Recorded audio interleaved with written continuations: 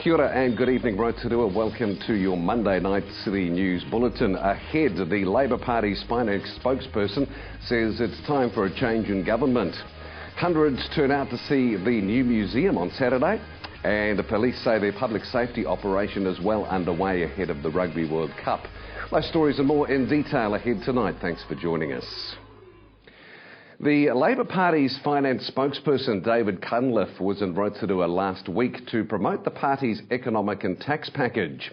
Mr Cunliffe said he had an enlightening morning at Rotorua's Community House where he was mobbed by people looking for answers to the rising cost of living, low wages and shrinking social services. David Cunliffe says the country needs a change from this government and Labour Party offers a new direction. Labour is singing a new song, and it's a song that's based on real, sometimes radical change that will make this country better. And the other part of it is, under Labour, you don't let anybody fall off the boat, right? Working people in New Zealand at the moment can't afford the basics. Government's put GST up on everybody, food prices have gone through the roof, and families can't feed their children. So part of our change is delivering the first $5,000 of tax-free to every single New Zealander, GST to zero, off fruit and vegetables, minimum wage goes up to $15 an hour, and a whole package of things that will just give people a break to get through until the longer-term medicine does the trick. And to other news tonight, Rotorua public turned out by the hundreds to have a look at the new Don Stafford wing at the Rotorua Museum on Saturday. The wing has been under construction over the last year and officially opened on the weekend. It now holds 10 exhibitions, including stories of Te Arawa and Māori battalions. The refurbishment has helped to finally complete the original design of the wing that was implemented in 1902. Hundreds of locals also took part in the Place a Toy for Love for a Child campaign by the child advocate group NARC.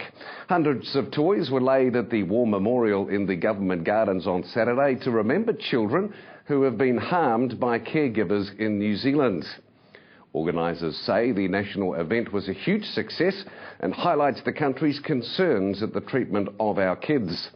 The toys collected will be donated to the Women's Refuge and other social service organisations.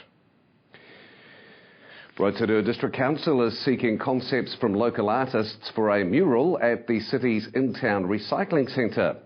As part of the centre's upgrade currently underway, the council is looking to commission an experienced muralist to create a masterpiece on a 10 by 4 metre wall, which will be seen on arrival at the centre.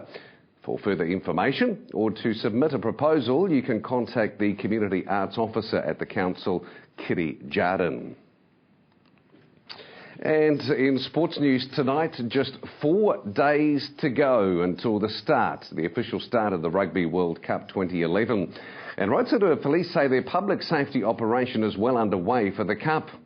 Local police are on Facebook and Twitter and are ready to offer information and advice to the many visitors expected in Rotorua. Sergeant Andrew Lynch says police will be adopting a tolerance attitude. However, people will be held accountable for their behaviour. The police will be out and have a very visible presence during this Rugby World Cup time, right from the kick-off of the first game through to the finals.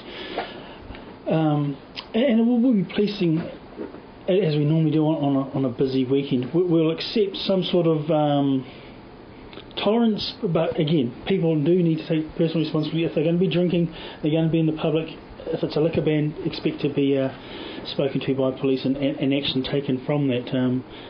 The Rugby World Cup's not an excuse to let your hair down and become stupid, because they're going to be the focus of international media, so we need to actually portray that Rotorua is a good place to come to, and if we're getting seen as a bit of a Yahoo culture, then that does nothing for any of us. So we want people to go out and have a good time, but act responsible, and bear in mind that the world is looking. And of course, our first Rugby World Cup game is Fiji versus Namibia this coming Saturday, September the 10th.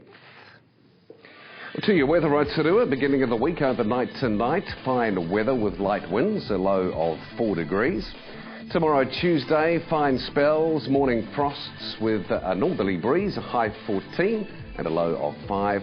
Through to the middle of the week for Wednesday, fine spells, morning frosts again. Northerly breezes, a high 14 and a low of 4. And marine forecast, Lake Rotorua tomorrow Tuesday, variable winds 5 knots. They will turn westerly 10 knots for a time in the afternoon. Waves less than half a metre and long fine spells for tomorrow. If you did miss any of tonight's bulletin, don't forget you can miss any stories or watch any stories you missed logging on to tvrotorua.co.nz. Click on the View Latest City News link, or to view what's on in our city, click on the upcoming events link. After the break, stay with us. We're back. Dr. Gunnar Muggerson talks about being the Te Arawa Science Advisor. Arthur Flintoff talks to the police about the zero alcohol limit for youth.